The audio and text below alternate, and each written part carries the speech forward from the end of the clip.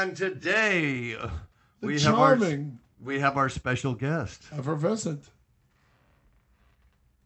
Say her name, dumbass. Joanne Ledesma, music consultant and music producer. Good morning, Joanne.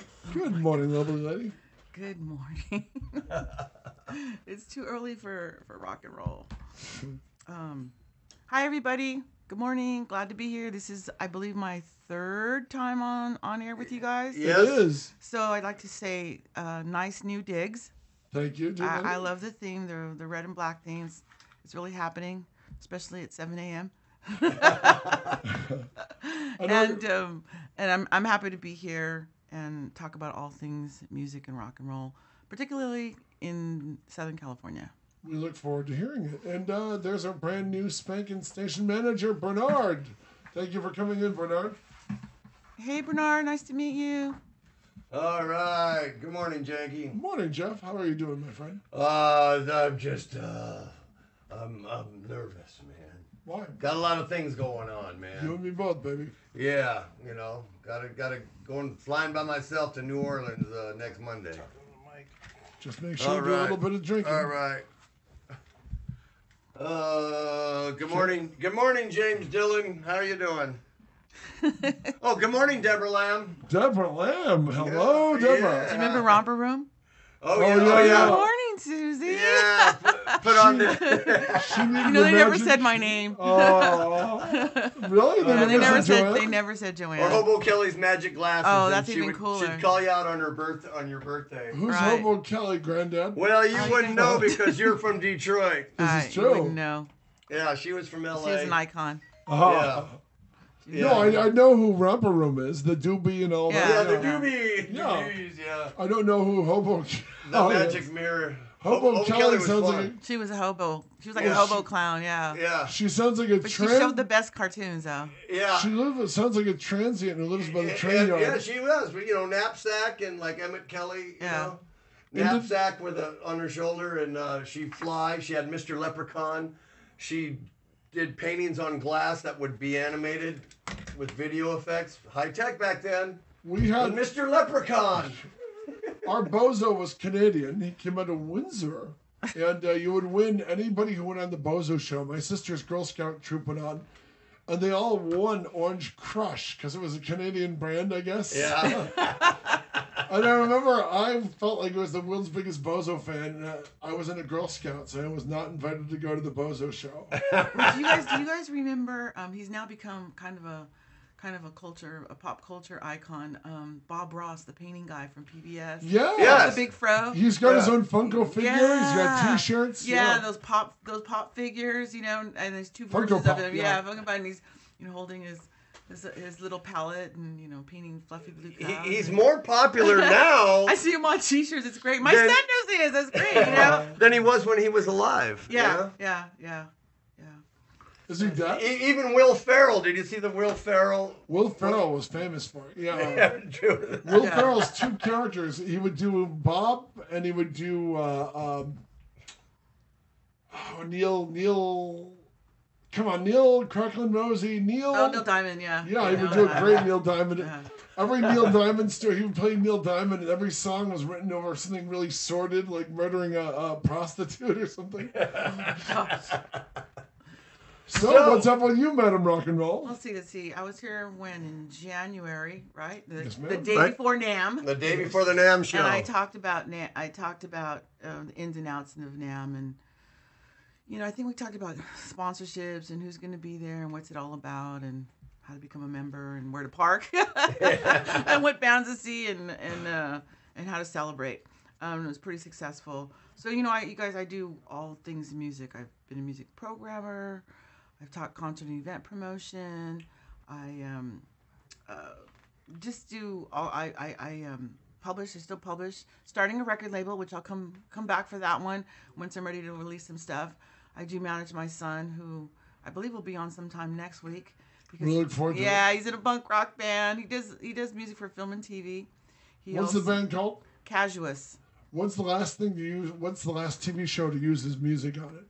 Well, this is his brand new. This is a brand new album from his punk band, but he's done Mazda commercials, Power Rangers, video Yeah, he games. did music for the Power Rangers movie. They're for their revival video. They had a project where they wanted to revive it, make it cool to an older, I guess an older demographic. I don't want to say too older or new demographic. So they shot this video and they hired this film crew and they hired him to do this music, and their goal was to get 1 million hits within a year, and they had 3 million hits in like 2 months. That's great. And now it's like 22 million. It's because they sent him some of the original music stems for the original Power Rangers show, and then he included those and made a dubstep track for them with the filmmakers. And I think if you pull up Power Rangers dubstep, you'll get the videos and you'll see the 22 million hits. Yeah. Jeff is a huge Power Rangers fan. Oh, yes. I know all of them from the conventions. I met every one of them. Jeff's search engine, no matter what you put in there, the first thing that always comes up is Rita Repulsa, naked. You guys, it's too early in the morning for that. Yeah, way too early. I thought this was a family hour, because I'm here to talk about a family event. It's men's event, baby. Yeah, watch your mouth. So, okay, what can we start with this? You absolutely can. Look what we got here. 41. Let me give you a little bit of history, at least my history with the event. It started as you can see, many years ago, and it was up actually in the regional park up there in Victorville. And it used to be on, I believe, Father's Day every weekend. It was a big event, a lot of bluegrass, and so it's been built up throughout the years.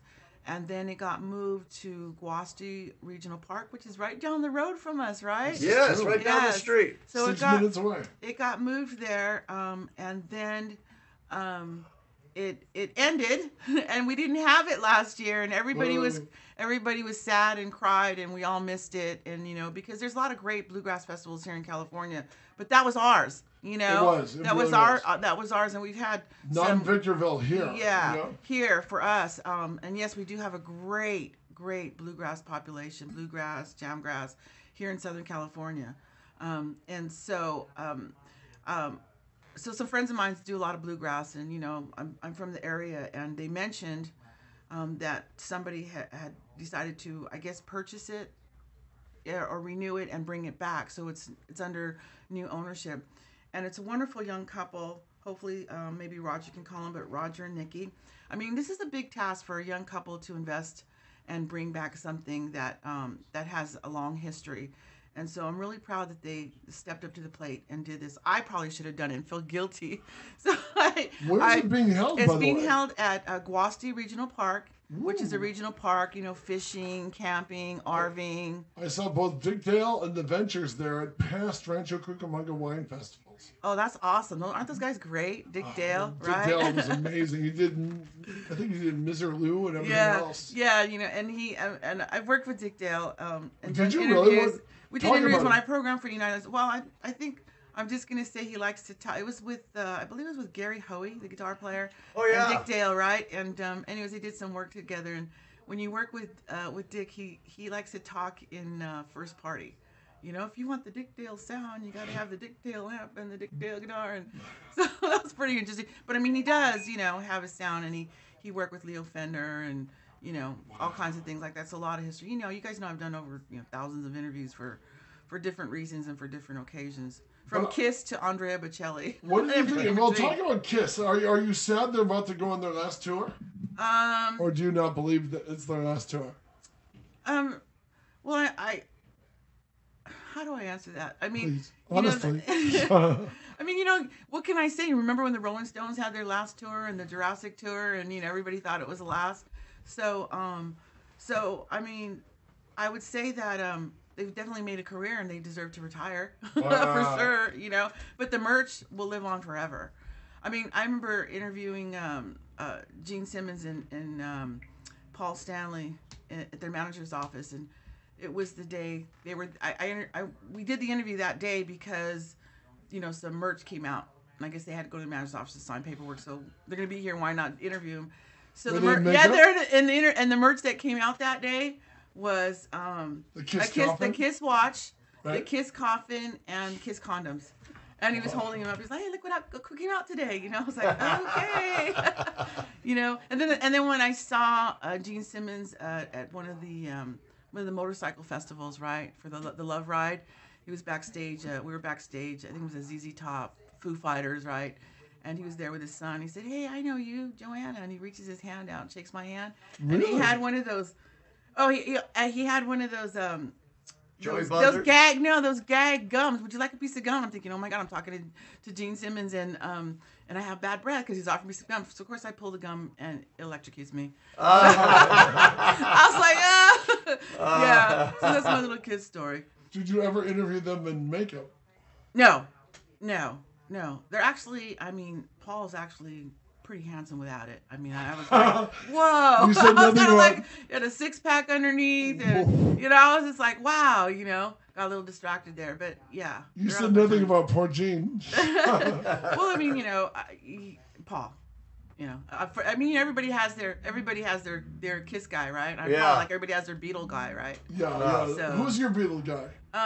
My Beatle guy actually growing up was Paul. Gotta be. He's the best songwriter. Well, but then, later on when he married Olivia, which is, a Latina, it became George. Because at least I thought maybe I had a chance, right? By sheer attrition in Olivia. Right. When the guy jumped up and started stabbing George Harrison, she's the one who beat him out of the house. She hit the guy with a lamp and drove him out of the bedroom. Yeah, see? He would have killed George Harrison. She's got that East LA fire in her. Wow. Yeah, so that's that. But so anyway, so the Huck Finn Festival has been around for many, many years. Like you said, so Nikki and Roger have brought it back, and we're so happy that they're doing this. I want to make sure it's a success. And I heard about this. I think they picked it up sometime in April. Which, if you've ever done concert event promotion, like I've done Beatles festivals, I've done all kinds of major events. Right, with 6,000 people. You used to do Beatles. Hold on. You did Beatles Fest? I did a Beatle Fest with my friend Zermino. This was probably 4 years at the Sports Arena, Pico Sports Arena. In 106 degrees. Wow. You had Martin Lewis at a couple of them. Yeah. And so I've done a lot of these. So getting back to Nick and Roger, to pull something together from April until the 1st of October. You have got to, you've got to give them a big shout out, because that's really, it takes a year to do all this kind of stuff, and they just jumped right in. So hopefully we can hear from Roger if your phones are up and running. We'll give that number out. So they brought it back. Traditionally it's been Thursday, Friday, Saturday, Sunday. But this year it's going to be Friday, Saturday, Sunday. This year it's going to be with short notice. It's kind of hard to get everything all going. So this year I know they've got Friday, Saturday, and Sunday. Hopefully I can come in and maybe get some major sponsors and get that Thursday open that everybody's asking for. But it's not cheap, so we'll see what we can do. So I didn't really think much about it. I thought, well, it's April, it's kind of late, and I kind of just forgot about it. Then last Thursday I went to the Fairplex, and as I was exiting, I saw a table for the Huck Finn. And I actually had a chance to meet Roger, and I said, I'm sorry I didn't touch base sooner. I just kind of slipped my mind. I said, but where can I help? And with 2 weeks to go to the event, and so I kind of just thank you, Roger. He just let me jump in and just run with whatever I could do. So I've been able to do a lot of publicity. And speaking of publicity, if you guys want to learn more information, you can go. We do. You can go to huckfinn.com. Huckfinn.com for the 41st annual Huck Finn Jubilee. Huck Finn Jubilee, which is a bluegrass thing. And why Huck Finn? That was established 40-some years ago by some old hippie, or I don't know too much about the original start, but because it's been 41 years. Can you imagine? Thanks for giving away my age there. I didn't. It could have been called Tom Sawyer, right? Yeah. But come on. When you think of Huck Finn, don't you think of like, the mountains and the fishing and the no shoes and the overalls, and because that's got the whole bluegrass vibe, right? Yeah. I think of Johnny Whitaker and Jeff East. Yeah. So they brought it back, and they've got an incredible lineup. And there's a mixed batch in here.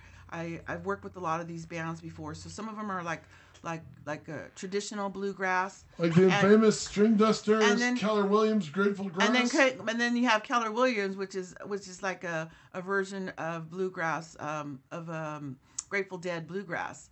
So there's a mixed bag, and there's something in there for everybody. So that's what I really like about it. Is the Cleverleys an Everly Brothers tribute band, you think? We can always look it up, right?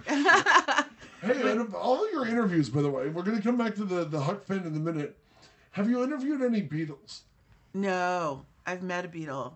Which one?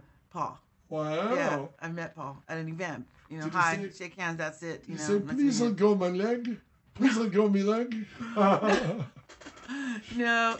But you know what?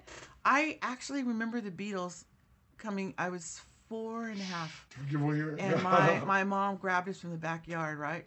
And she yanked us on, threw us on the, come in, they're coming, you know, and we're like, what the heck? We're out in the backyard making mud pies and with the chickens, and she brings us in the living room, and she sits us all down and turns on the UFH TV with the pliers on the dial, we had those. And the news is on, and there's a plane around. It was a Pan Am, I believe, and there's a shot of the Beatles coming out. And they're here, and it was the Beatles. Yeah. And so I remember when they arrived in '64. It was a big deal. Really? Yeah, and that kind of that was a big impact. You know, like it was so important to my mom to get me on the couch to see that. So obviously there was some importance, you know. And then, of course, they played the records and so on. What's your favorite Beatles song? If I Fell. I think If I Fell. Wow. And what's your all-time favorite song? Well, it's not a Beatles song, but my all-time favorite. And I'm glad you said, because I do publishing, songwriting classes, and so the students are constantly asking me, what's your favorite?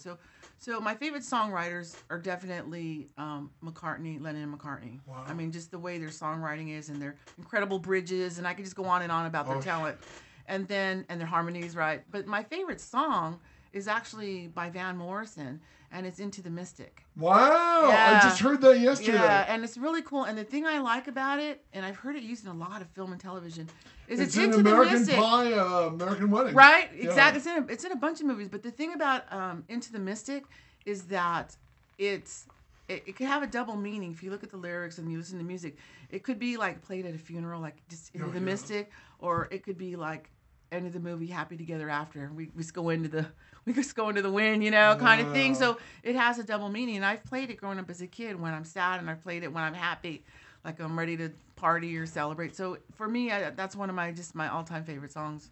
What is the first record you bought for yourself, and how old were you? It was 2 records, actually. One was Ramblin' Man by the Allman Brothers, and Bruce Lee's favorite song, by the way. Is it really? Bruce Lee's favorite song. How did you find this out? I've read this. I've been to Bruce Lee's grave. I've read a lot on Bruce Lee. Ramblin' Man was his favorite song. And here's a fun little tip.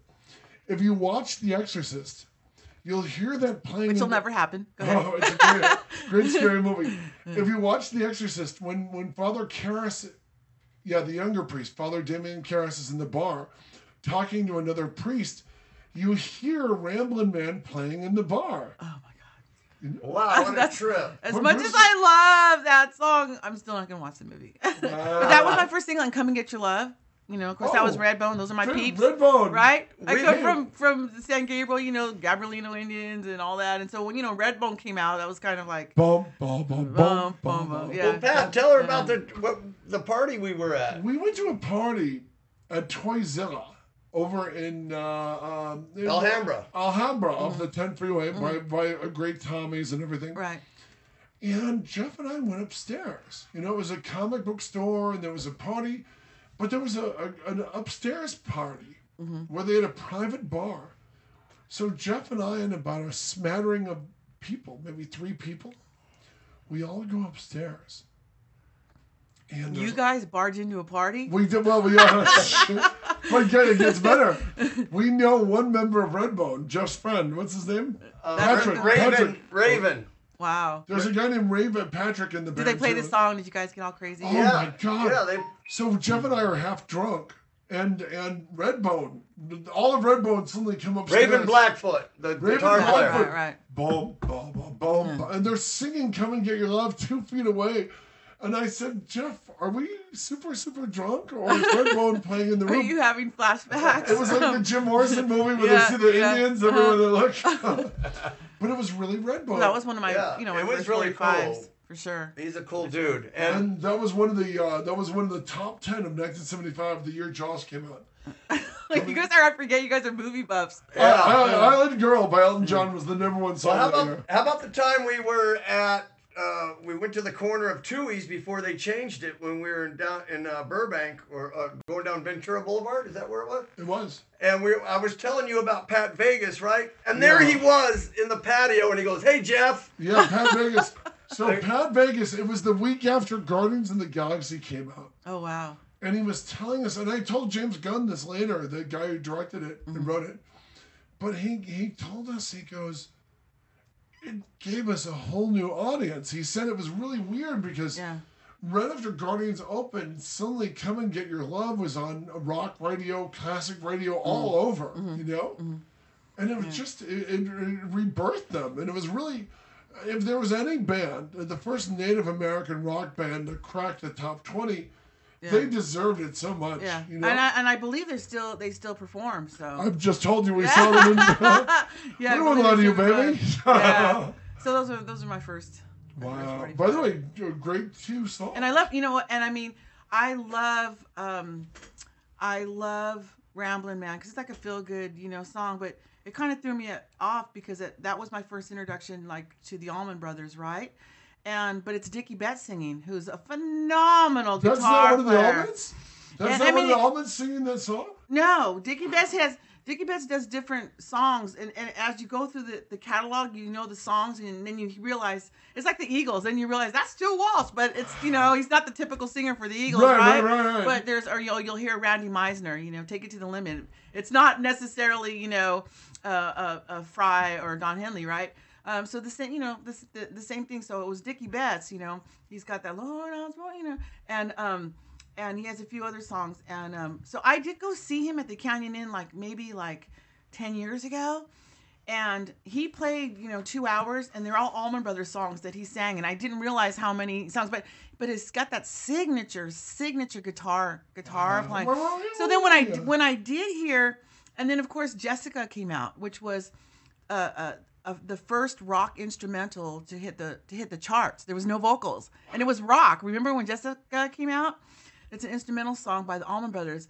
So then when I started hearing other Allman Brothers where actually, Greg is singing, right, and you're used to the more typical vocals, I really got hooked even more. I mean, It was just, it's like, and that's when I realized that that band is like multi-talented across the board, But you made me think when you mentioned Randy Meisner. Netflix has this great 3-hour documentary on the Eagles. Yeah, it's wonderful. Oh my God. John Boylan's in that because he worked with Linda Ronstadt, and of course they were his band. So he's actually in that, and I've taught with him at Citrus College. Have you really? Yeah, he does songwriting courses at Citrus College here in Southern Cal, and I said, "Hey, there's John," because you know about the history, but for him to tell it in that documentary is awesome. But you're hearing it from the actual guy. I mean, in college I interviewed Hoyt Axton. He was in Gremlins and all this, but more importantly, he was telling me about writing Jeremiah Was a Bullfrog. Yeah, and he was just saying how the song that he kind of composed as a joke. Became a hit. Yeah, I think that it almost didn't hit the record.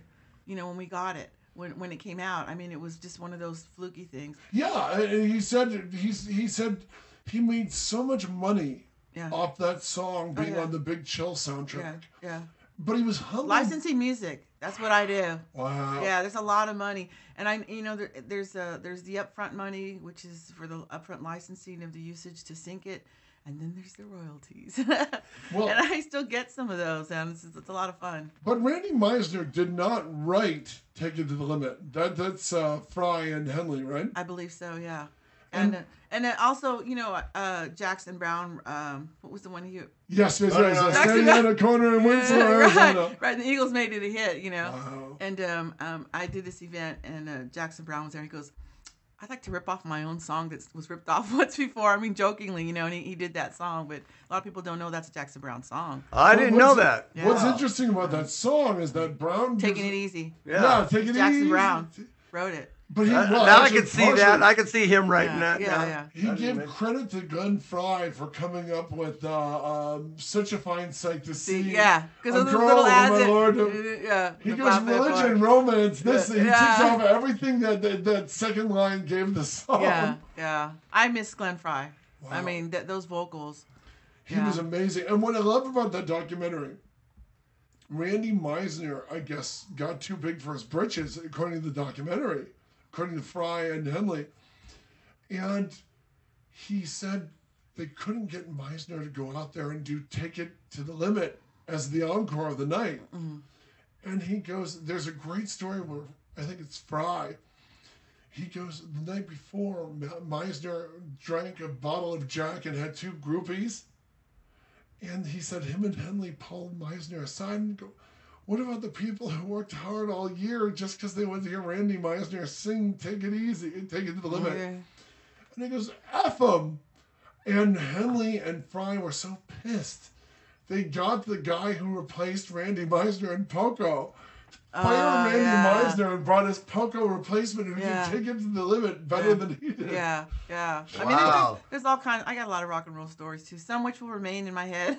Give us your best one that you can share. One of the best ones. Didn't I do that last time? You guys got me on. Come on, Don. You know you're gonna share. And I fessed up. Give us another. Come on. I love this. Yeah, so about Huck Finn. We'll get to Huck Finn in a minute. I gotta get to Huck Finn. Have you interviewed any Rolling Stones? No. Oh no. Oh gosh, now this name blanks me. The guy that plays backup bass for them sometime. I did talk to him at the NAMM show. Wow. So, but drawing a blank. But hold on, let me ask. What about the Eagles? Have you interviewed the Eagles? Joe Walsh. Well, excuse me. You have a picture. You have a picture of me with Joe Walsh on Kaotic Radio. Okay. There's that Joe, was the first or the second time. Wow. There's Joe Walsh, and there's Stephen Stills, and there's Tom Petty. David Crosby, I think that one. David Crosby, I meant. Yeah, David Crosby. There's David Crosby. Pictures of you, those guys, yeah. Who was your worst rock and roll interview?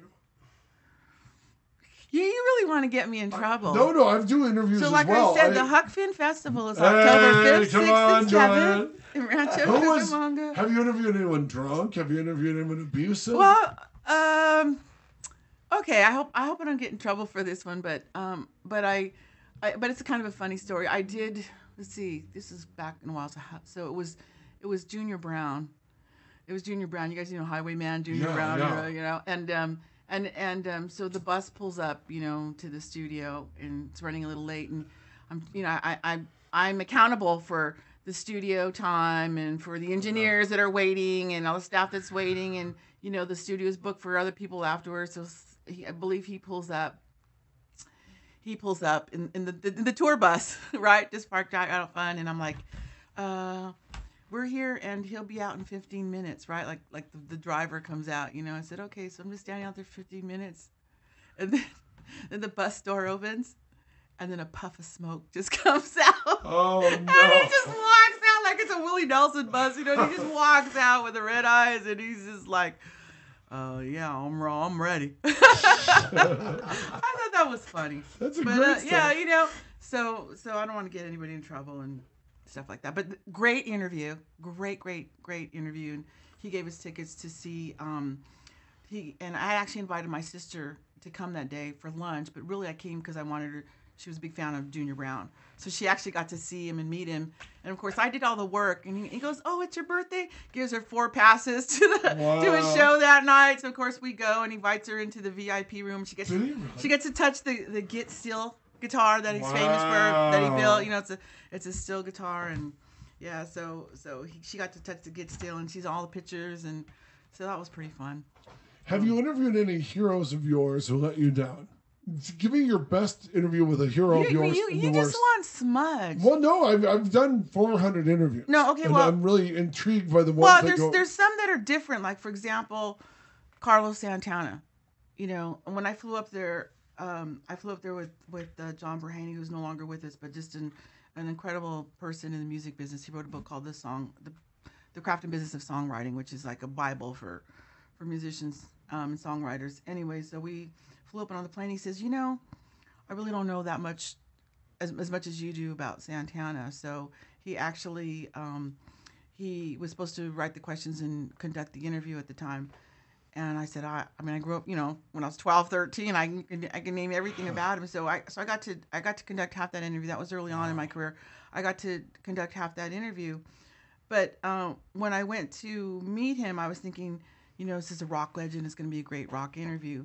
But then afterwards, off the air and talking to him, he's actually really, really like spiritual.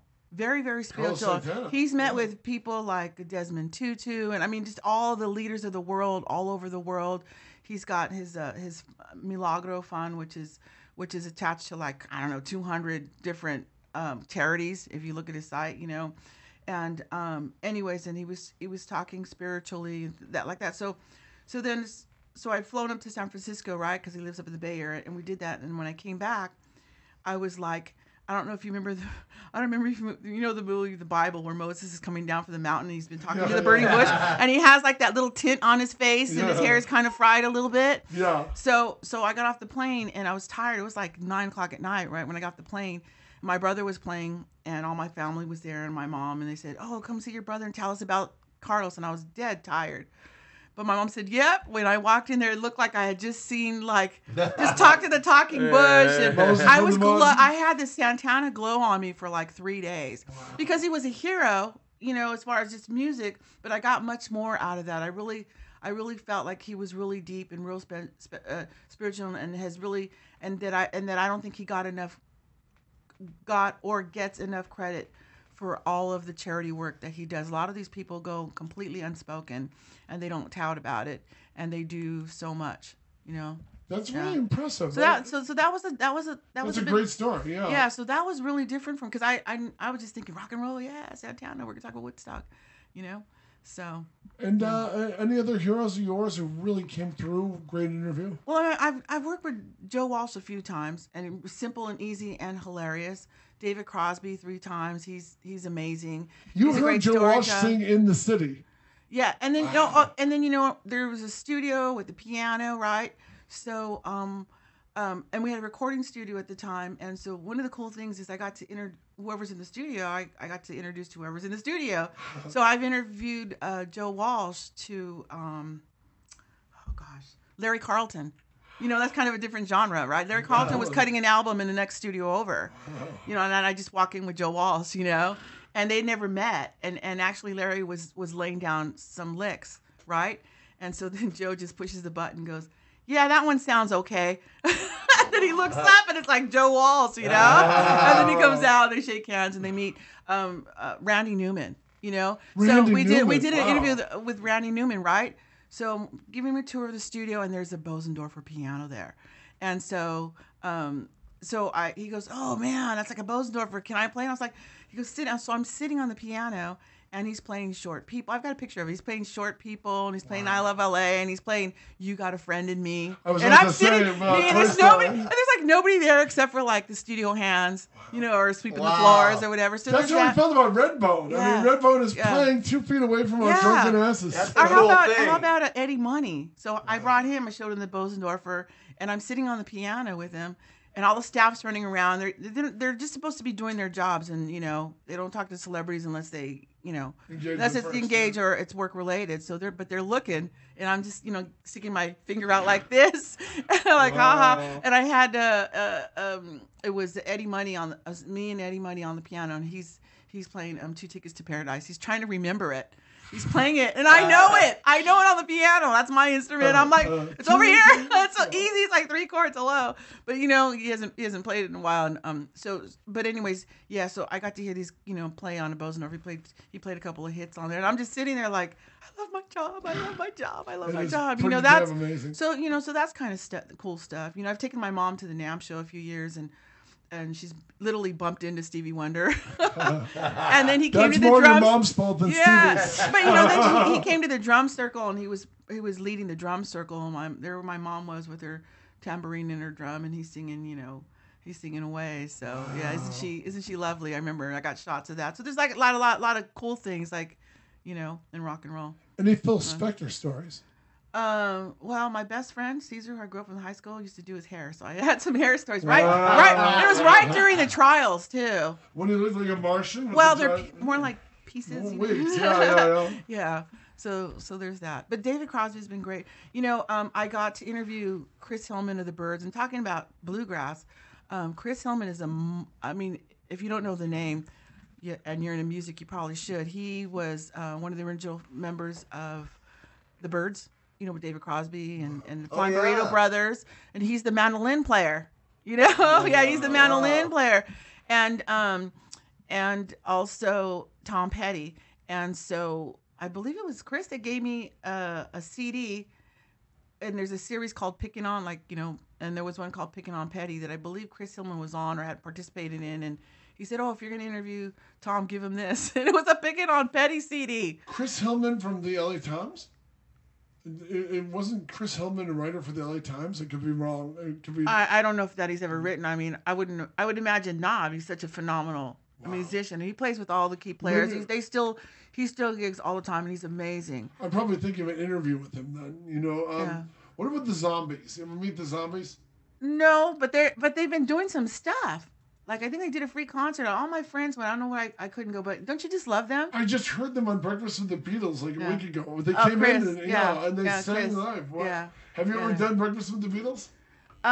Just promotion for the Beatles Festival. Wow. Yeah. Well, we actually brought Chris out to MC part of the show. So yeah.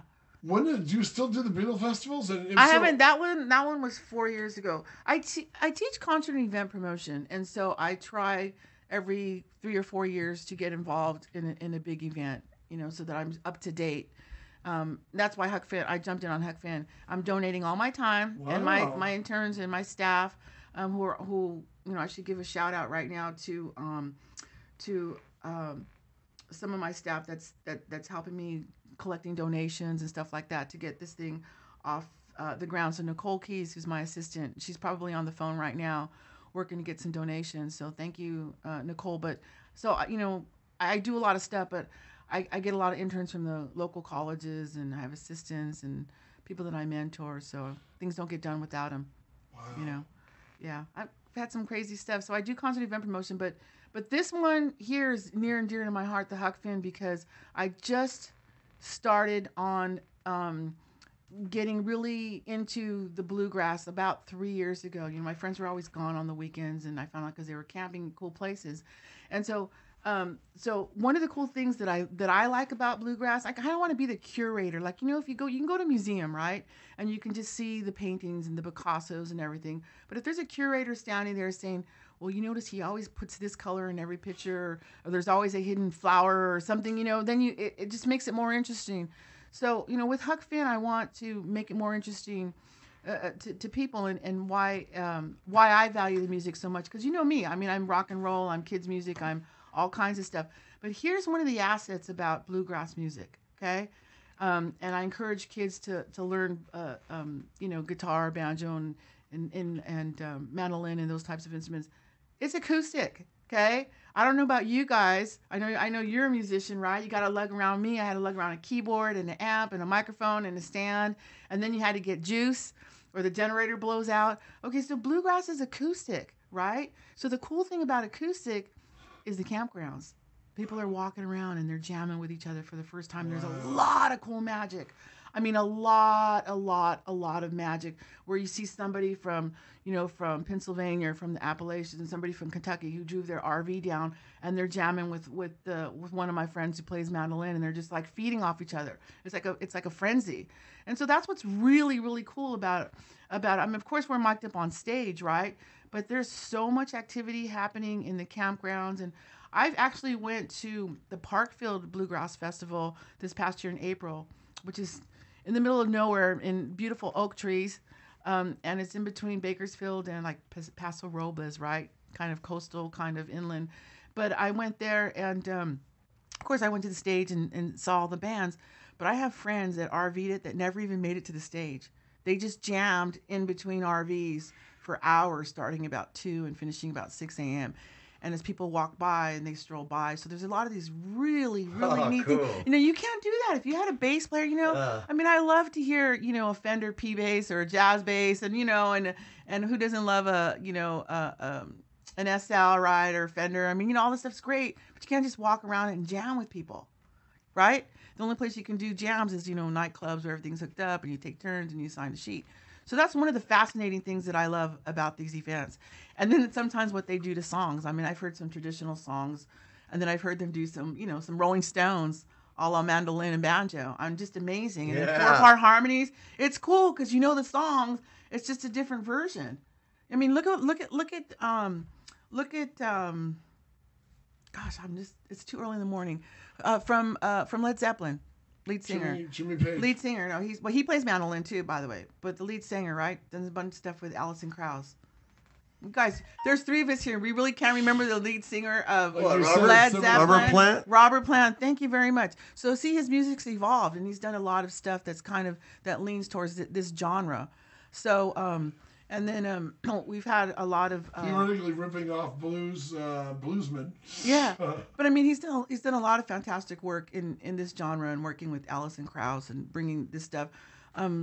About 15 years ago, when did "Oh Brother Where Art Thou" come out? Yeah, that was T-Bone Burnett. T-Bone Burnett, but that was not. I think, right? But that wasn't just T-Bone Burnett. That was Lost Highway Records, and Lost Highway Records started about that time. That was big for them, and then soon people started going to Lost Highway, and it kind of just did this whole revival. I love that CD so much. Yeah, and you guys, there's Soggy Bottom Boys. Soggy Bottom Boys, and they have played Huck Finn and Dr. Stanley and all these. Not great... out here though. They've done Huck Finn in the past.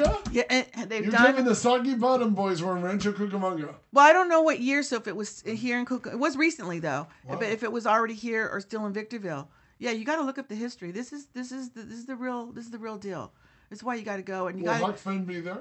Will Huck Finn be Huck Finn texted me that he'll let me know this afternoon if he's going to be there or not. He'll arrive on a raft in Lake Cucamonga. He'll ride the raft. Right there. Yeah, he's all over the posters. Sitting on the moon. That would gild him in real life. Yeah.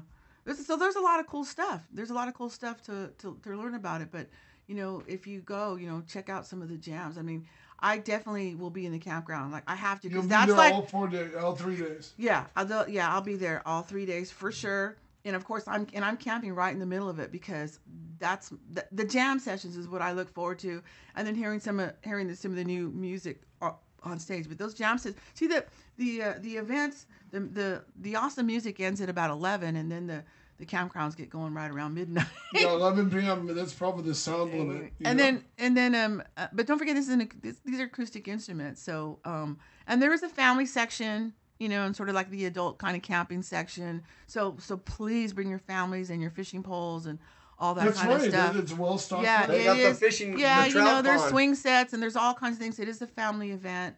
Those poor fish, though. It's kind of a canned hunt. Yeah. So it's definitely a family event. I don't want to deter families. It's not just a big one big adult party at all. So it's bluegrass, not the hills have eyes. Exactly. Thank you. You movie guys. Interesting. So anyway, I'm at the Fairplex this year, and I walk by and I meet Roger, and he's like, "What do you need?" And he goes, I go, "What do you need? It's 2 weeks. What can I do?" I'm not charging. I'm just donating my time because I love this. Like, I'm really love this. And so Roger says, "Well, I've got this little stage right here at the Fairplex, and if you can bring me some bands." So of course I pick up the phone and I dial Kevin Mayer and his son Matt, and they're the Liars Club. So they were kind enough to go down to the Fairplex and play some great music and help get those ticket sales up. So I just want to say thank you to those guys because I call them like literally the night before and they're there the next day. So that's kind of cool. I did go down to, there's a couple of people I want to thank and talk to so people know where to go get tickets. And don't forget to let me give you the promo code. But down at the Fred House, Renee, and I don't know, Renee, I hope I don't say your name, it's Baquet. But Renee's been part of the Fred House. He hosts the Bluegrass Jam once a month. And if you look at his Bluegrass Jams, they have a theme like one month they're doing all Carter songs. Next month they're doing all Johnny Cash songs. Next month they're doing all songs about trains. So people go home. It's kind of cool, you know. So he hosts that and he's posted it, and so I'm happy to have him show up this year and let his members know. So thank you for that. Julianne Evans, I got to get her a pair of tickets. She has this Facebook group called Bluegrass, the music that matters to us most, and it is a private Facebook group. Okay. And she has over 22,000 members on that page. Wow, not much so Julie, so she gave us a shout out. So I want to thank her for that. And of course, our dear friend from Claremont, Lori Kessling, who's dropped off some posters to the Folk Music Center, who is run by Ellen. Ben. And of course, Jerry. You guys know Jerry O'Sullivan. I know Claremont Jerry. Buddhist Society. I know Jerry. So they've got some stuff there. So I'll get them some tickets. But so these are places you can find. You can see the flyers and stuff like that. That's one of the two great events happening October 5th and 6th. The other being Boobs and Blood in North Hollywood. Oh, yeah. Next year we'll probably put them together, right? Boobs and Blood and Bluegrass. Then I thought, and remember, there was like literally a 10-day countdown, something, okay, who are the Bluegrass bands and where are they playing where I can run and pass out flyers and tickets, And so the Honey Buckets were allowed. Yeah, I know those guys. Yeah, they're locals, and they allowed me to. That's Brian Dragaman, Cucamonga Mike Stern, Devin Nivid, of the Honey Buckets, and so I was able to barge in on their show and then pass out some flyers and some tickets. So I want to thank him for that. And of course, you guys know the press in Claremont. I'm sure you had a few beers, right? I was there for Val's party, and all the musicians were there, and so I did some promo there. I do want to give a shout out to our to a manufacturer in Pomona, and that's Eastman Guitars. Eastman Guitars, Mark Harrington, Sal, my son Ben Frank works there, and I want to say hi to all the guys in the shipping department. But Eastman is really, really come to the top when it comes to building instruments, and they kind of broke in with. What I feel, at least my opinion, they started with the mandolins, and some top mandolin players came in when they started building them and really built a solid fan base for top musicians on their mandolins. And then I believe they added recently a custom guitar shop. And so now they're putting out some custom guitars and acoustics. And I believe they won Best in Show at the NAMM like last year, the year before last. And so they are now competing with they're competing with National, they're competing with Taylor, they're competing with, they're doing really, really good. Those are big names. So, but I'm not just giving a shout out because I know them. They actually, their sales are doing really, really well. And they all also stepped up to the plate and will have a booth, the Eastman booth at the Huck Finn Festival. So you want to go out to Mark. If you're a musician, go out there. He will hopefully let you play some of the new instruments and give you some information on that. But please check out their acoustic guitars and their mandolins and go out there and talk to the guys at Eastman Booth. So I do want to thank them because they're in Pomona. So that's local, right? That's Inland Empire. So they stepped up to the plate this year. Of course, I'm sure I'll ask them for a little more next year. But I definitely want to shout out to the guys and all the guys in the shipping department. Wow. Did you ever interview Johnny Cash? No, but there is always, how there's that 6 degrees, right? I think there's usually one for Joanne Ledesma. Okay, so Roseanne Cash counts, right? So that's like 1 degree. Easily, okay. Yeah. And then one of my business partner, Dale Breckenfeld, who owns Music Depot LA, he puts props in music and film and television. He worked at Fender, and now he has his own business, Music Depot LA. But he was instrumental. Wow. And he's instrumental in putting amps and microphones and things like that.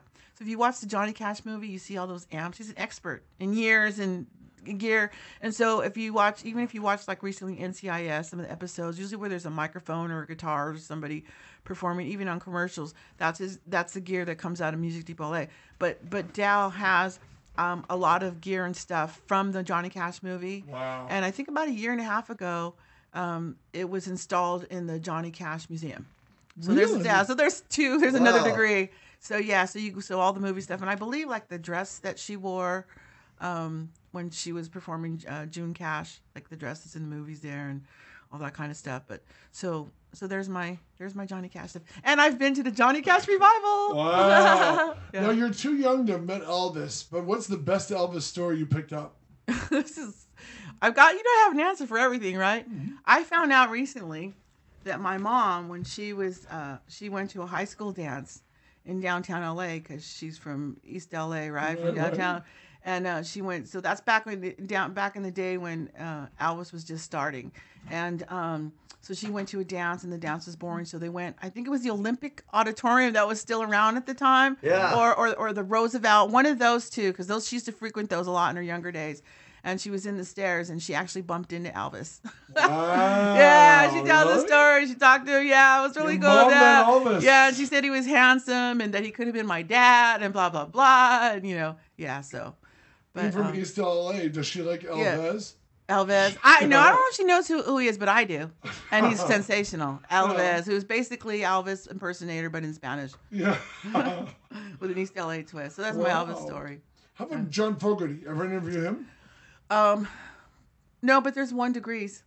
So I had a roommate for a long time, Sammy Sanchez, who's a guitar tech to everybody from Black Crowes and Bonnie Raitt and Slash, and Santana, Black Crowes, and and REO Speedwagon. He just handles all of the best guitars. Buddy Guy, right? He's a guitar tech, and so he worked on some John Fogerty guitars, which were in my house, like spread all over in pieces. Like you touch it, Wow. Yeah, well, he sets them up. Yeah, he's one of the. To me, he's probably one of the top 3 in the world. ZZ Top, he's toured with ZZ Top, and I've been on stage thanks to him and been able to be literally on stage while they're playing and touch the fuzzy guitar, the ZZ Top's fuzzy guitar, right? The famous. Yeah, I believe I have pictures of Buddy Guy's gold top, and with a picture of Buddy Guy on, and I think Steven Seagal bought it. He collects a lot of guitars. Steven Seagal, the Kung Fu guy? He's a collector. I mean, I think that he can open up a museum, literally, of famous guitars, and I think he had purchased that one, but it was the famous gold top. And I have pictures of it in pieces, like on my couch, but he's, Sammy's sensational. So there's 1 degrees. No, that's impressive. And of course, I've seen him a gazillion times. Wow. Yeah, that's my Fogerty story. Van Morrison, you mentioned you did your favorite song. Ever interview him? No, but of course I've seen him several times. Some shows were good and some shows not so good. My friend Al, like you, was a huge Morrison fan until he saw him live. I think in the Blue Moon Swamp tour when he opened for Fogerty. And Al was offended. He said he played with his back to the audience and he didn't think he was very good. Yeah, sometimes, we all have our hiccups and our issues. I did learn from David Crosby, and also Kenny Loggins, that some of the best songwriters are kind of tortured souls or tormented souls, and so they really dig in deep and they come up with these amazing songs. But, you can't just be Mr. Feel good, happy go lucky, don't worry, right? Kind of thing. And then write these great deep songs that everybody connects to. So, that's my take on that. Is Jim Morrison related to Van Morrison? Are they cousins or something? What, are you retired? What are you on? Yeah, no. And it's funny because I had a roommate named Jim Morrison too. Really? Yeah, it's funny. He's like, yep. I met a drummer named Jim Morrison. Really? He went to MI and everything. Yes, yeah. Did you interview any of the Doors? No, but no, but I've actually just met and talked to them. I did interview the Doors. I didn't. Who was it? Manzarek? Oh, it was early. It was Manzarek. And I think we had booked the studio for that interview for 20, 30 minutes, and he talked for 2 hours. He's a talker. Wow, that's good though. Yeah, I remember because digital cameras had come out maybe 15, 16 years ago, and I had an intern that took a picture, and I was like, I got a picture, And then, of course, when I went to download them, they got deleted. So there's no evidence. And I was telling all my friends, Manzarek's coming in. But I did talk to him, and I learned some things. It's really neat. I learned some things about, he's really into punk rock, and he produced 3 of the albums by X. Yeah. Yeah. I did not know that.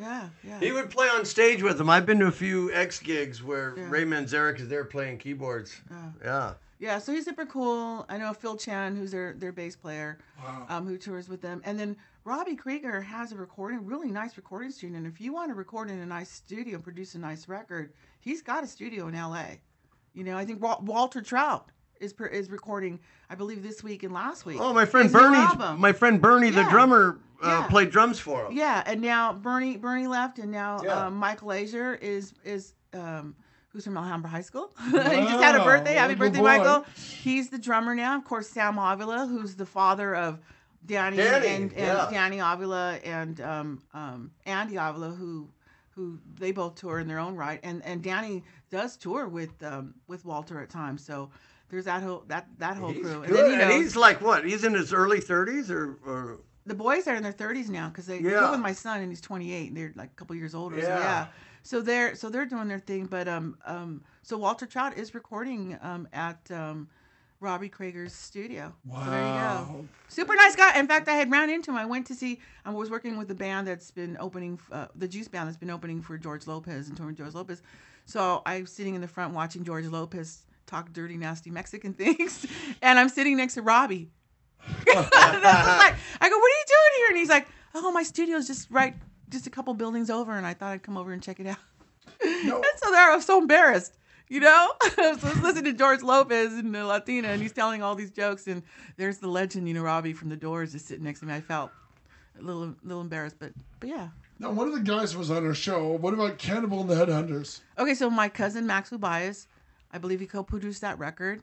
Cannibal and the Headhunters, bound from East LA. Wow. And then my cousin Max Ubias was in the Romancers, which is another band came out of the 50s East LA. We had Robert Zapata, the drummer. Bob Zapata. Oh yeah, from the Cannibal and the Headhunters. Yeah, we had him on the show. He came in. No, come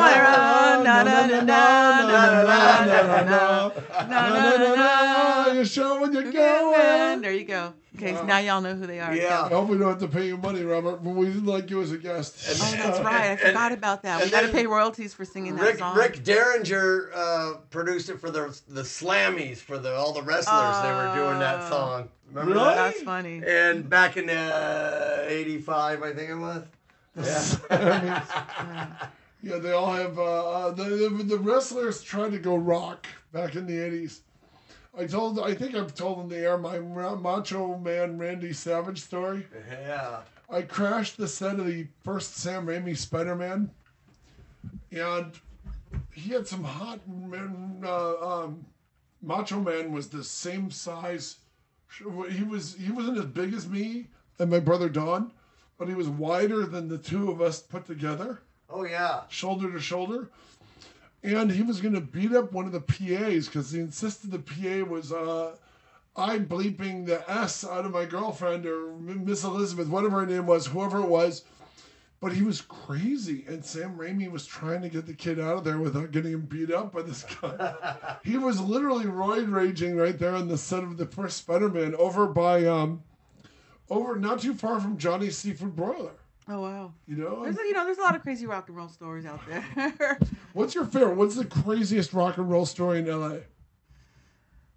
Give us some of your favorites, because you're the queen of rock and roll. So about Huck Finn. Yeah, we'll get back to Huck Finn in a minute. There's a lot of politics involved, in music. And a lot of changes, and that's all I'm gonna say. No, but the classic stories. Morrison screaming out at the Sunset Boulevard from the second floor and all that. Well, here's what I'm going to suggest if you want more information on that, is listen to Johnny Rivers. We did an interview with him, but Johnny Rivers... You interviewed Johnny Rivers? Okay, listen. Johnny Rivers, if you want that scoop, Johnny Rivers. Call him, talk to him, get him in here. Super, super nice guy. Does he live Go in to his LA? Website. I don't know if he's still on the website, but he... had an apartment above the Whiskey Go-Go back in the day when like Hendrix and all them were going through. That guy's the story guy. the good, the bad, and the ugly. I was friends He's with got he's like I mean he just everybody that went through his apartment and crashed there and partied with him and hung out at the Rainbow and all those places. I mean, But you that's the interviewed guy him. for that. You interviewed yeah, Johnny Rivers. Yeah, but we talked about Secret Agent Man and By the way, I was friends Dark with Side his of Town. I was and all friends that, with his drummer who just passed earlier this year, Mickey Jones. Aw. Mickey the actor and musician. Yeah. He said one of the great stories, Secret Agent Man was done for the old TV series with Patrick McGowan, Secret Agent. And when they sold it to the American audience, they wanted something really hip to sell the show. Mm-hmm. I think it was called Secret Agent X11 in England. So they called it Secret Agent or Secret Agent Man here. And Mickey said that the famous songwriters, I'm blanking on their name, who wrote, not Lieber Stoller, but somebody like that. Yeah, maybe somebody from the Brill Building. Uh-huh. They wrote like 30 seconds, Secret Agent Man.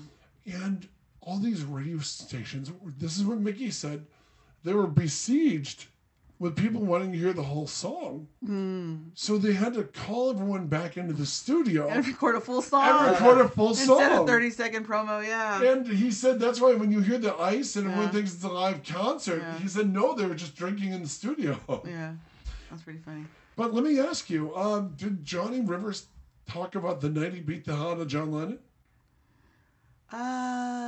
So about the Huck Finn Festival. Hey, we'll get back to that. How did you find out about this story? But I mean, there's stories out there. There's books out there. There's so many. In fact, I should probably come back and talk about some of that stuff. Like a friend of mine a friend of mine who's, I think his dad was a photographer and he lived by the old Tower Records, right?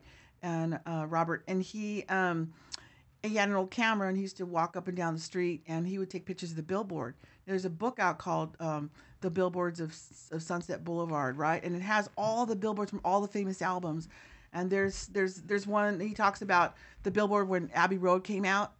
And this is when they started getting fancier and fancier. So Abbey Road came out and they had the four heads walking and it was built like they're walking outside of the sides of the billboard. Right. And Paul had died and someone went and stole Paul's head and he has pictures of that, right? I think he's only has a picture with the head on or something, and because everybody else's pictures have the head off. But anyways, the story goes that he ends up meeting or talking to the guy. Someone knew the guy who took the head, and it's just crazy. And they all get together, and and this book is just amazing. So there's all kinds of. So you got to bring me back for rock and roll stories. But you can tell them as well as pimping Huck Finn, Oh, I know. I got to pimp Huck Finn. But you can do both, is what I'm telling you. As a journalist myself, I'm telling you, you can share great stories. I hate to offend anybody or hurt anybody's feelings, so I kind of like to keep those things myself, and also maybe in my autobiography they'll come out. I'm saving it for my autobiography. By then it'll be too late. Yeah, and then my autobiography. Do we have a number that people can call? You're gonna die shooting up on the toilet. I don't even know if it works. It's supposed to be up. He was getting parts that are delivered today because we do have call-in guests tomorrow. Okay. Well, let me tell you because before I forget, I did mention the huckfin.com. Yeah. But listen, to all your listeners out there, I've worked out a deal that if they use my password, they're going to get 20% off. Okay. Right here. 20%. And the password is my dog's name. Everybody knows my dog at these festivals. And her name is Cupcake. So anyways, if you go to huckfin.com, and so now you can buy, what kind of dog? I believe a mutt from the pound, a terrier mutt from the pound. And so I believe they're still camping in RV. You can check the site. And I know there's tickets for Friday, Saturday, and Sunday. You can buy individual tickets if you can only go one day, or you can get the whole package for all 3 days, which obviously is cheaper. But regardless of what you get, if you type in promo code Cupcake, you're going to get 20% off for all your listeners. Now, can you just go in to listen to the bands, or do you have to camp there too? No, camping is an option. Okay. But you can't be going in and out. If you're going to camp, you're there for the days that you're camping. And RVing, which most people don't leave anyways because they have such a darn good time at this festival. Because we've done festivals. I did Us Festival. Oh my Remember God! that back in the really? 80s? It was hot and it was dusty and dirty and. I interviewed Steve Wozniak. Where was that held? Where was the Us Festival held? Well, now it's the Blockbuster, not the Blockbuster. It's San Manuel. the one over there in Morongo? Or yeah, is it Morongo now? I think so. Yeah. So the one up there in the Cajon Pass. Wow. That's where it was. Before it had grass. You're saying Glen Helen? Glen Helen. Yeah, It was at Glen Helen. Right. It was at Glen Helen. So this one, there's bathrooms and there's a playgrounds, and so it's not anything like the old days where we used to have to sever in the heat and that kind of stuff. So there's gonna be food and there's gonna be drink and You were at the US Festival. yeah. Which night? Rock and Roll Day or New I went. Wave? There was 2. They did it 2 years. I went to all 3. I camped out in the dirt and it was awful in a hot van. It was awful. Wozniak said I saw Santana, right? I think In Excess. Wozniak said the biggest disappointment for all the money he paid. I think the Stones were there. Were the Stones there? I think the first or second year. Yeah. Yeah, I think Petty was there. And he said for the money he paid Van Halen, Steve Wozniak felt bad. They showed up drunk. They didn't know all the lyrics. Yeah. And, That's what you got to watch out for. Aerosmith. That's why we have better at least I have better contracts these days. Half down and the other half after a great performance. Oh, seriously, is that in the contract? So that's what I do because you have to I actually pay when I do big events. I'll pay for the rehearsals too. I want them rehearsed. I don't want no shenanigans. No shenanigans or debauchery. You leave that to the fans. Wow. Right? Yeah. Not the staff. But since you mentioned Johnny Rivers, let me walk back to that because it's one of the great rock and roll stories. You had to ask him about the John Lennon Lost Weekend story, right? It's a famous story. You know it. I know you do. You've done too many interviews not to. Oh, she's being coy. But I, as a journalist, would demand if you did a Johnny Rivers interview. If you bring me back, we'll talk about it. We'll see if we can get Johnny on here, or at least to call in. Okay. How about that? How about we let Johnny? Let Johnny tell the story. The famous story about him beating the crap out of John Lennon. Oh my God! John Lennon was drunkenly heckling him, and he said, "One more time, son, and I'm coming down there." Supposedly, Lennon. That was when he had the. That's when he had the woman thing taped to his head, the tampon. You guys. It's too true. early in the morning. It's a true, but it is. Well, I'll work on that for you. I promise. Thank you. All right. Well, you'll have me back. Let me work that one out for you. And if you don't, we will destroy the Huck Finn Festival. No. No. Listen. Okay. So Huck Finn, right? Bluegrass. You guys are rock and roll. Name people. Can you guys each name at least 3 people that play mandolin or banjo? Earl Scruggs. Okay, good. That's good. That's really good. That's one. Hold on. How about in rock and roll? Not in bluegrass. I know. Mom Burnett. Nigel Tufnell from Spinal Tap. He plays. He's not real. Yes, he is real. He plays it. You saw him. He plays mandolin. Really? He played it on Stonehenge. He also thinks important. Come on. All right. What about Loggins and Messina? I never even thought of them. Think about it. Jim Messina, mandolin. How That's about right. Jimmy Page? He plays Jimmy mandolin. Page, mandolin. Death Wish Come 2 on, you soundtrack. guys. Yeah. How about Steve Martin and his band? Oh, they're yeah. big. They're really big. I would love to see him at Huck Finn next year. How about Rick Moranis? There you go. Ass? Yeah. Yeah. So there's some great players that have used those instruments. The Byrds, right? All those bands, man. A lot of banjo players do play mandolin too. Yeah. Steve Martin wrote a great autobiography. I mean, it's just a great autobiography called Born Standing Up. And he talks about learning the mandolin and learning the banjo through practice and practice. It's a great story, Yeah, he's really good. He's really good. He's really good. He's one of the top-notch, to me, banjo players out there. There's a lot of great ones. It depends on, there's this side of this. Remember, like East Coast, West Coast rap? There's East Coast, West Coast bluegrass, No, but I mean, the thing I like about the bluegrass is it's really friendly. There's no competition, and what I like is and I'm gonna do this. I know like my friend Kenny Feinstein, great mandolin fiddle player. And I'll drag him to this tent and say, jump in with those guys. And what I see is, it's kind of that thing where you'll know who's the good ones in the room because I'm the networking queen, right? And I'll know who are the great players and the great singers, and so I'll put them together in the same group or circle, and I'll watch magic happen. And what happens is some of the other musicians that are already in the circle, they'll kind of like fluff their feathers and work harder and play harder, and it's almost like a challenge to rise to the top, because we've got 2, 3, 4 good players in the circle, and so they all seem to puff up a little bit more, and then the magic just comes out, And then I've sat around in circles where like a sensational player who just got off the main stage, right? And then I go, let this guy sit in, and like, finally, after 7 songs later, he sits in and, he knocks it out of the park. Wow. And they're like, woo, thank you, So, so networking. So there's going to be a lot of great, and people come from all over, like I said, to attend this. It's more than just like a camaraderie of music. It's like a lifestyle, where people come and they RV it and they have a good time.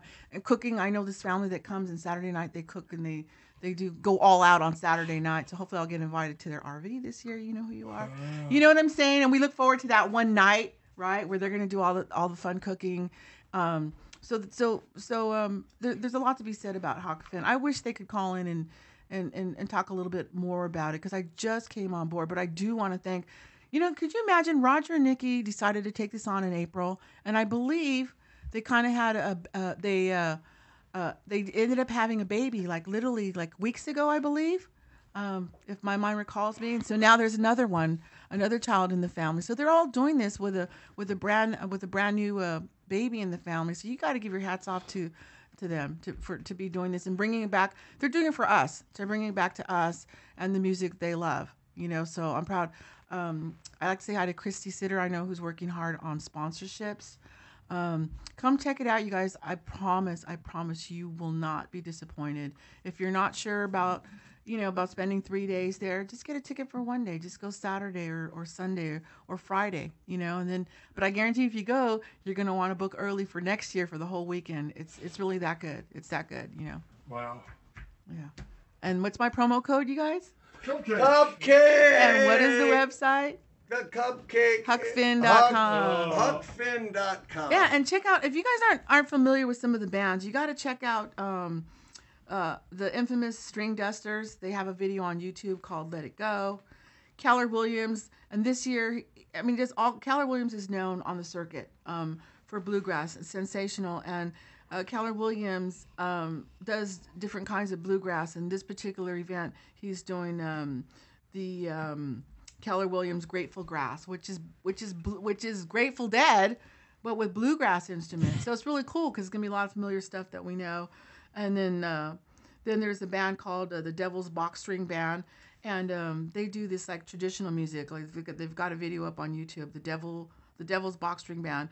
Check out Red Mountain Blues. That's my favorite. That's like the really kind of more traditional, kind of outlaw bluegrass stuff that will get you up off your feet.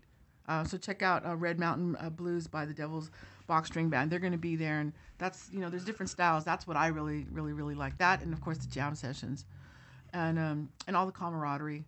So. What about bluegrass singers? Who have you interviewed? You would walk us through that. Oh gosh, that's been long.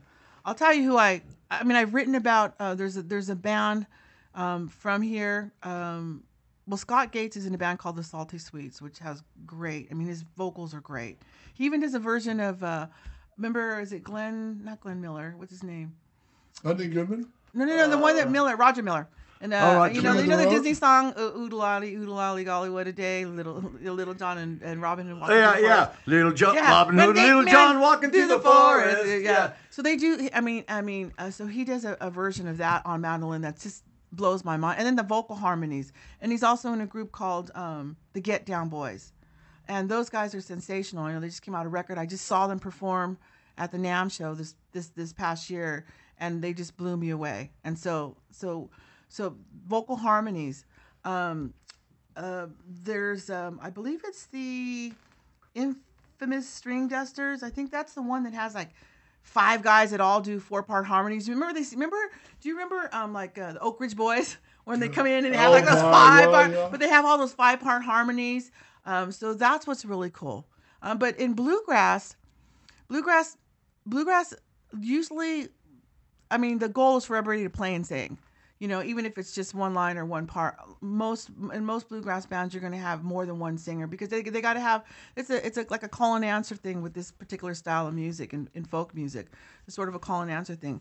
I wrote this article one time because, you know, my background is I grew up in San Gabriel, kind of like just on the outskirts of East LA. You know, all things Latina and Cheech and Chong, right? But then I ended up in the music business, right? And so I was a programmer, audio programming coordinator for United Airlines, for America West, right?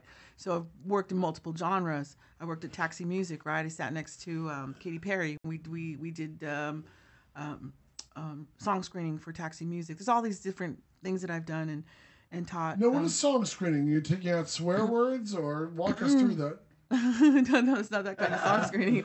Well, Taxi Music is a service that came out where you pay I think the membership's like, I don't know, $300, but you pay a year, and that includes one of the best songwriting conferences here in LA. People come from all over for that. But what you do is you get these listings, you know, like every day there's listings come up, like a certain buyer, certain movie, certain advertising agency, and so you can pitch songs. Well, before you used to pitch songs to record companies, and now you can't do that anymore because it'll end up in the trash can, right? So now they contact Taxi, and so whenever somebody's seeking to buy or purchase music, they'll go through Taxi, they'll find out what they want, then they'll post like a job listing, and then people will submit like, you know, 50, 100 songs. So you can submit a song to answer like a job listing, and then there's screeners that come in that are specialized in that genre, and they'll decide what songs get forwarded and what songs don't. I was one of the lucky ones that could do multiple genres. You know, so when I was there, the guy that was doing, like Katy Perry was doing pop because she had won some songwriting awards doing some pop songwriter stuff. The guy that was doing the R&B, he actually had a gig. We're independent contractors that specialize in that particular style of music.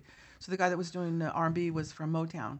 He was like an A&R guy in Motown, so he would do all the R&B screen, and there'd be a sheet, and we would say yes or no, or why we would take it, critique the song, why we wouldn't take it, if it would get forwarded. So that's what song screening is all about. You can look up Taxi Music to learn more about that kind of service. But I've done that work. So anyways, yeah, that's what it is. Fascinating. You know. Did you ever talk to the Wrecking Crew or any of the other famous backup singers? Yeah, did the handshake thing. They had a few years back. They aired the film at the NAMM show.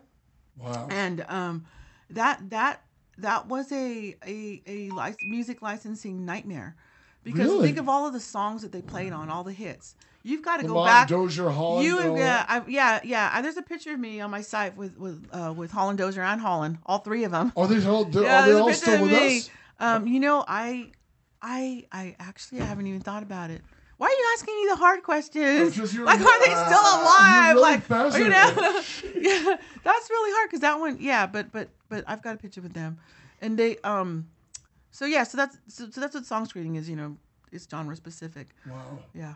Now let me ask you, because you do songs for movies, and we talked. Well, that's what I was telling you about the Wrecking Crew. So you know those guys, right? So there's like 100 different songs that they played on, so they had to put 100 different songs on the movie. Otherwise, how can you tell the story without the songs, right? Well, you imagine having to go back and clear and pay and license all those songs for the movie.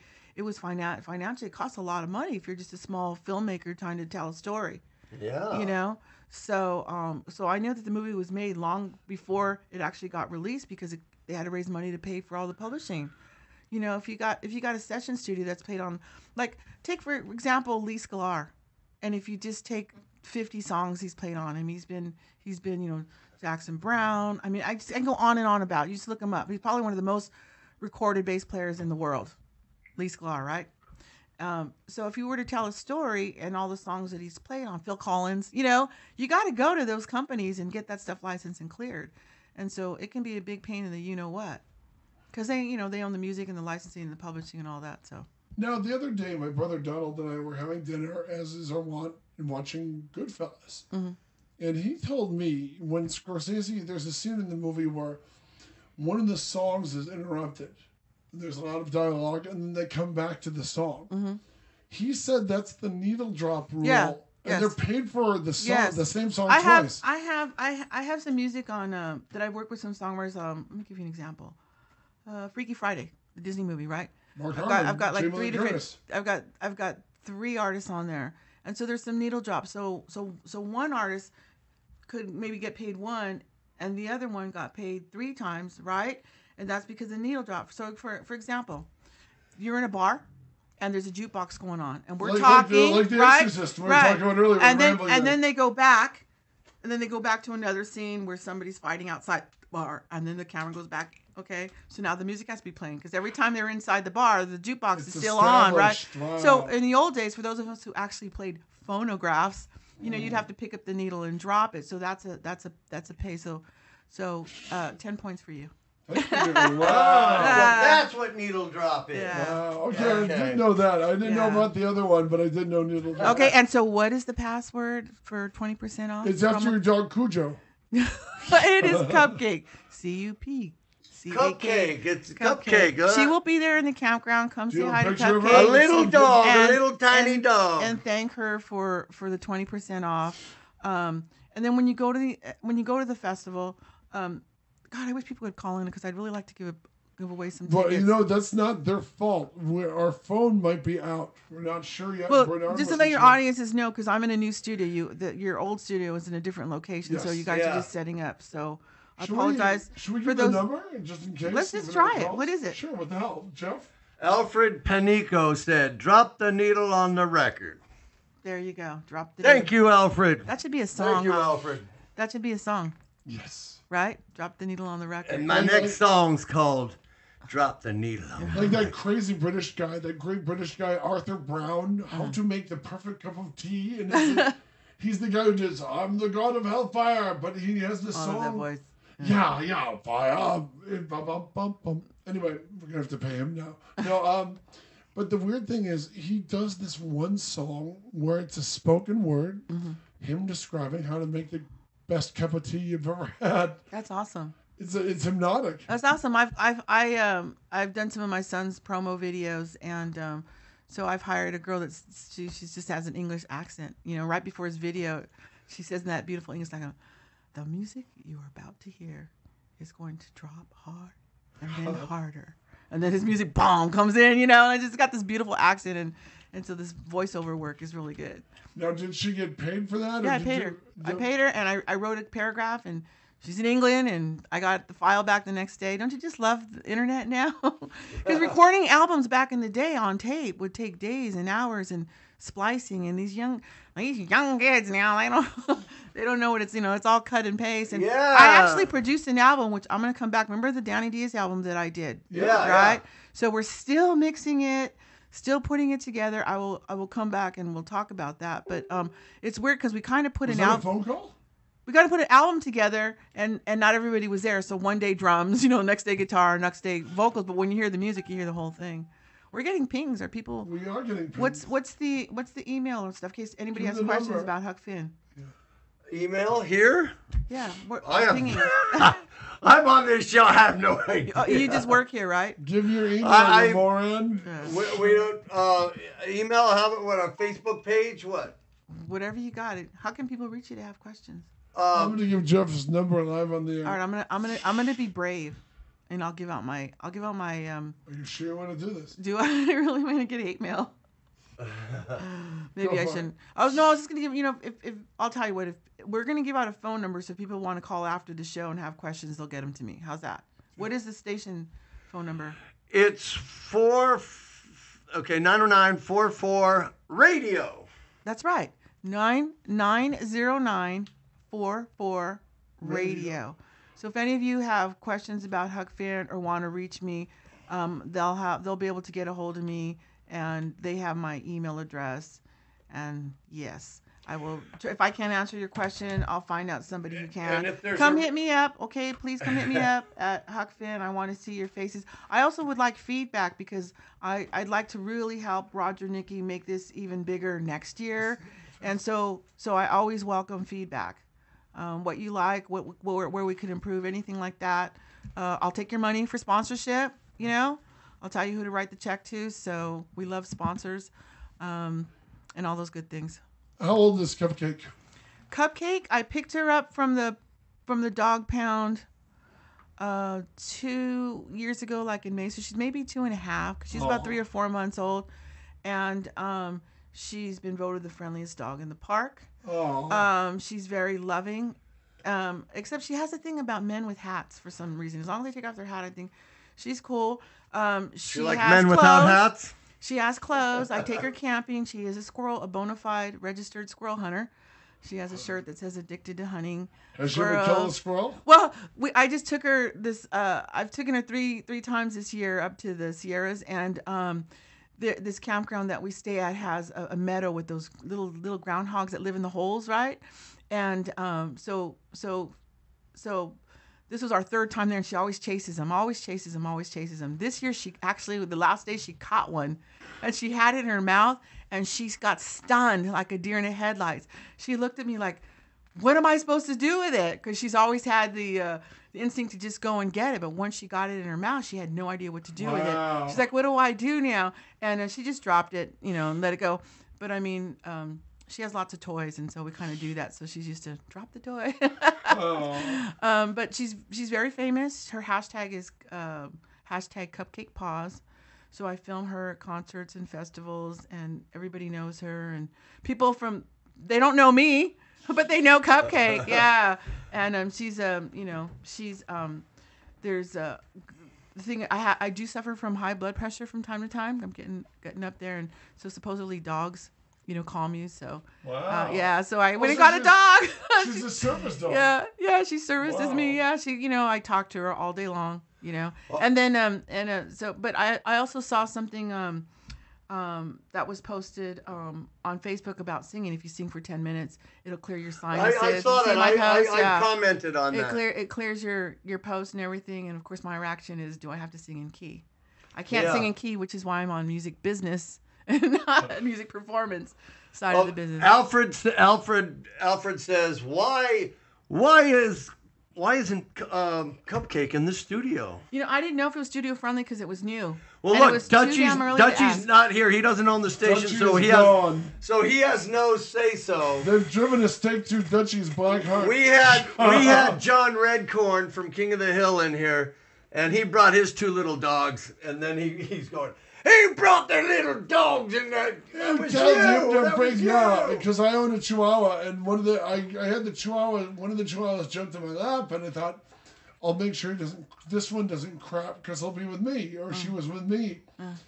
But he was insisting, well, you brought your Chihuahuas into the studio. Cupcake, so what? Cupcake, awesome. That's a cute little dog. Alfred has a dog named Mozzarella. Alfred, what kind of dog is yours? Pitbull. No, but pound dogs are the best, and they are. They appreciate it. They need to be saved, and she was just the best. I mean, I love her to death, and it's not just me. Everybody loves her. Well, it's the old cliche. You saved her, she saved you. She saved me totally. Like she totally saved me.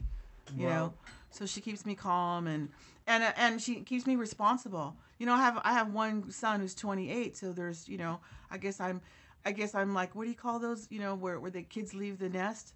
Of course, my son's in the nest in the back. I have a recording studio, and he's back there now, so he's still 30 feet away. But he's not in the house anymore, and so I'm an empty nest.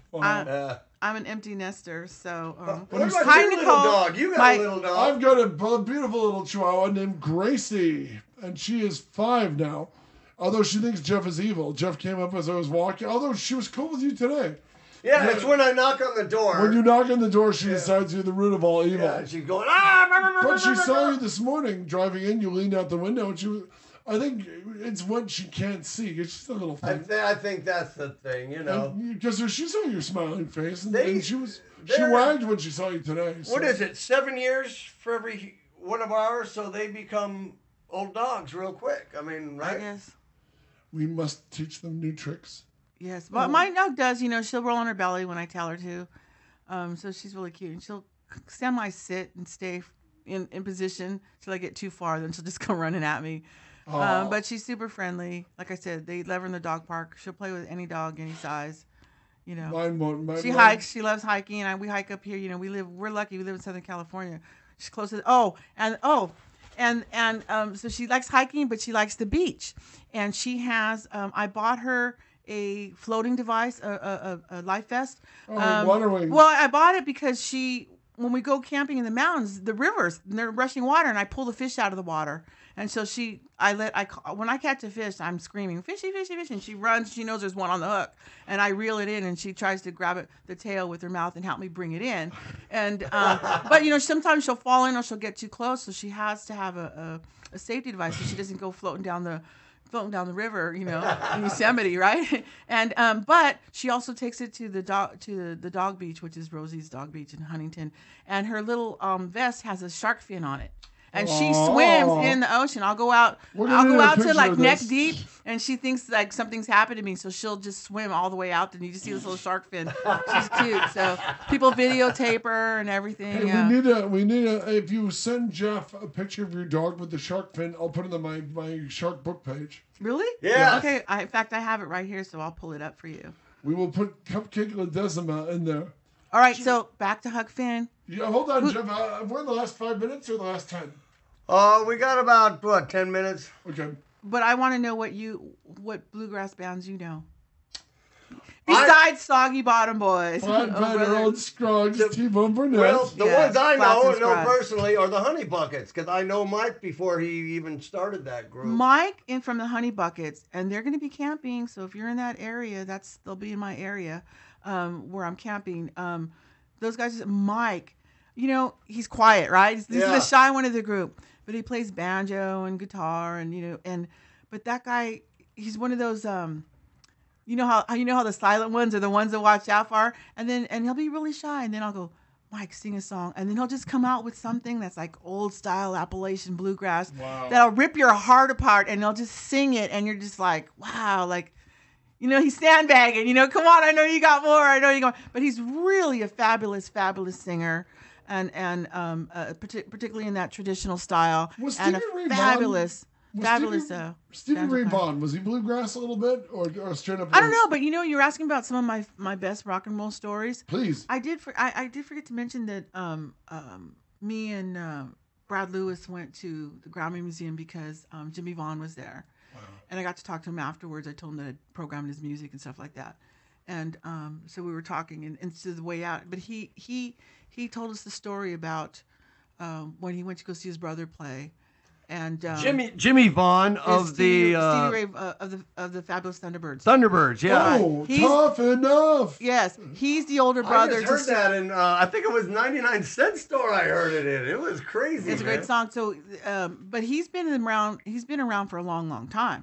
And Jimmy, Stevie Ray was his younger brother who grew up watching him play. So he was telling me the story and about the night that the plane went down and he died and he was at the hotel and Eric Clapton was at the hotel and they saw lights going down. It was the plane crash. Eric Clapton was there? Yeah, Eric Clapton was there, and they were in the hotel, and how they kind of didn't get along until after that, and they had to like, it was just really he just kind of, some stuff I'll say, and sometimes it's really dark and painful, so I'm not going to say on the air, but he talked about that night, and I was like in tears, like, when he was talking about that event, and so that was really moving for me because, to hear the death of Stevie Ray Vaughan coming straight from his brother and how that affected him. He saw his brother die? Well, no, he was a plane crash. But he was saw the lights of the plane going down. Well, I guess when they were going back to the hotel, there's ambulances going by and things, And they didn't know it was for his brother. Well, not till they got to the hotel, and I guess they were trying to find the nearest next of kin because it was a tour, so it wasn't like they were at home. Yeah, so there's this whole thing. So me and Brad were just like, we're just getting in the car going, wow, like, wow. Wow. So that was really moving. That was really moving for me. But Jimmy, I like outlaw country. I love bluegrass. I love outlaw country. And Jimmy Vaughn is just sensational guitar player. And, he hangs with, ZZ Top and Billy Bob Thornton and, all the gang from Anton's in Texas. And I just don't think that Jimmy really gets enough credit because, he's probably one of my top 5 as far as bands, go. Roots music, good old roots music. Same thing as I was talking about Huck Finn and bluegrass, and I'm this girl from East LA. No, but listen to this. You're good. I'm this girl from East LA, right? She circles and gets back to the main point. But here's a cool story because I wrote this article. So I have my friends from East LA that grew up all things Chicano, and they don't understand bluegrass, right? But they understand son jarocho. And then I have my bluegrass friends who don't even know what the heck son jarocho is, but they know bluegrass. So I wrote this article and I compared the two, and they're the same. It's basically old folk music, okay? Old folk music, but they're just in a different region. So son jarocho comes from Veracruz, Mexico. Okay, and bluegrass is, Appalachian, Kentucky, right? You know the history. Okay, so each one of those groups has a dance, right? So in bluegrass, it's clogging. Okay, in son jarocho, it's zapatea, which is I don't know if I'm pronouncing it, but they dance on a piece of wood, right? And they dance, they hold up, they dance to the music. In both of, obviously they're both acoustic, all acoustic instruments.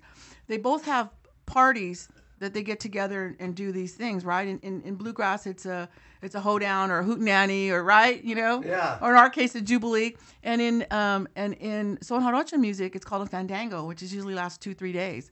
Like one day to cook the food, the other day to eat it, and the third day to eat the leftovers, right? So, but it's basically a hootenanny, right? So there's a lot of similarities, and they're all instruments. They have the dance, and all of the lyrics have to do with passing down stories from their history, where they came from on ships and things like that, and how tough it is to live as a peasant. Same thing. So the son jarocho music they're talking about the peasant life, and just like in traditional bluegrass, So there's a lot of similarities. The only difference is it grew miles apart, but it's got that same connection. So when I did that, now I know that my bluegrass fans have a deeper appreciation for the son jarocho, and the son jarocho fans for the bluegrass. And someday I'd like to do sort of a battle of the folk music and have a stage of son jarocho and a stage of bluegrass, because they're really, and they're all, they're all different and unique instruments, Now, Joanne, you grew up in East LA?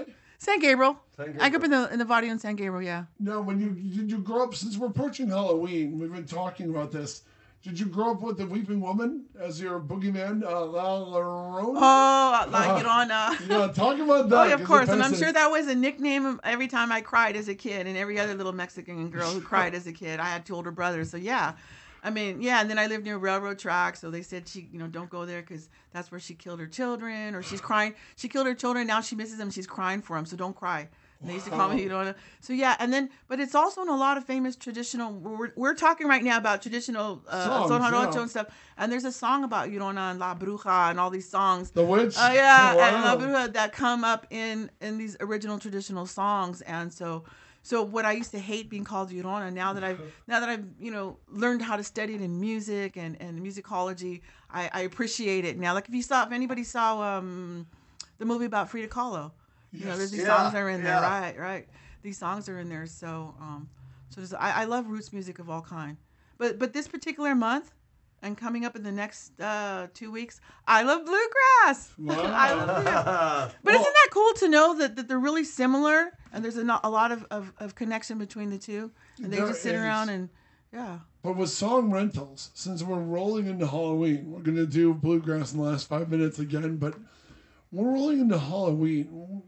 When you were doing the song licensing, what was the most popular Halloween song? Was it Monster Mash, Thriller, or Ghostbusters? Actually, when we did Halloween shows for United Airlines, like a Halloween thing, right? I mean, there's just the go-tos. Obviously, Ghostbusters and Monster Mash, are the top 2, I would say. They probably still are. Wow. Right? Yeah, that makes sense. Yeah. I bought the 45 single when I was in 4th grade. Really? But do you remember the shows you remember like we had Rudolph the Red-Nosed Reindeer, like those puppeteering shows? Yeah. There was one, right, that was for Halloween, that came out for Halloween with Was it Mad Monster Party? Yeah, and it had Boris Karloff as like a voiceover. Yeah, it was a Mad Monster Party. Yeah. It was, and Phyllis Diller. The female lead was Gail Garnett, who had the one-hit wonder "We'll Sing in the Sunshine." Uh-huh. Remember that one? No, but I remember Phyllis Diller. I remember the creepy puppets. Yeah, but Boris Karloff, Phyllis Diller, Rankin Bass did it, who also did Rudolph and everything. And That's right. Paul Coker from Mad Magazine. Paul Coker, the famous artist, did the Mad Magazine style designs of Frankenstein, the creature, and the Wolfman. Enough that it was more of a parody, so they wouldn't get sued. Yeah. Yeah, I remember Phyllis Diller singing that song. You're different. That's why I like you. Oh, that's a good one. You pulled that one. You pulled that one out of the hat. Out of his anus. Well, I got about 15% left on my phone here, and we're coming to the end of our show. Well, Hug, baby. So let's plug this Huck Finn. Okay, one more time. So it's huckfin.com. But you can't thank the guys in. You cannot thank the guys in the mailroom anymore. Or what did you say? The guys in delivery, because you thanked them too many times. But I have to thank you guys for letting me come on air and talk about it. Shucks, I hope to really help out and help Roger and Nikki build this up for next year. So with more planning. I'd like to actually bring on some of the acts, or maybe like the Honey Buckets, right? And have them come on and really, so your audience could really hear. They could play live here. That'd be great. Yeah. I think I'd love to do that. There's some people I still want to thank, like Shelly Hayes of Highline Music in Rancho Cucamonga, right? This is the home of Guasi Regional Park. Yes, ma'am. Because she's got posters and flyers up there, and so I just want to give her, all of the local places that are helping us out and getting the word out. I want to thank you. And the way I thank you, besides verbally, is to, again, offer the 20% discount using Cupcake, the password Cupcake. And again, you can just go Sunday or Saturday or even just Friday. You don't have to go all 3 days. You can camp, you can not camp, you can RV, you cannot RV. But come out and again, family fun. There's all kinds of activities for kids. So they have booze. Yes, in fact, I'm here to encourage you. I'm here to encourage you to please support the event by making purchases of food and drink. There will be booze there. There is a craft beer that will be there. Can Jeff bring his flask? Is it the parking lot flask? Oh, man. I ain't saying nothing, man. Yeah. So, but I do want to thank everybody again. Huckfin.com. Password is Cupcake. And check it out. Even if you've never heard bluegrass, just go one day and listen to how it's done, the way it's done. Find me. I'll give you some listening points, depending on what your musical tastes are. I'll be in the campground with Cupcake. She's white and black. You guys will post a picture of her wearing her shark fin, right? Always, so you'll know what she looks like. Maybe ask the staff, where's Joanne? But, I really appreciate you guys. Hey, we enjoyed the hell out of you. Thank you for tuning in, everybody. Thank you for coming in. And guys, thank you for listening as always. And join us for tomorrow's show when the guest will be Wesley Urer of Toolbox Murders and Land of the Lost. Oh, that's cool. Land of the Lost. And my friend Eric Morris from Atlanta. He's working on a lot of films in Atlanta and tell you what it's like working down south in the film industry. And as soon as we sign off here, we're going to be talking about Hee Haw, right? Yes. Great memories. Misty, what's her name? Yeah. Hasta la vista. Are we up there? As soon as I go walk in there and press the button. Right, okay, everybody. Thank you again. Huckvin.com. I hope to see you all there. All right. Get that button. Here we go. Oh, I'm so glad you came in today, Joanne. Thank you so much. I knew you'd be on time, and I knew you'd have great stories.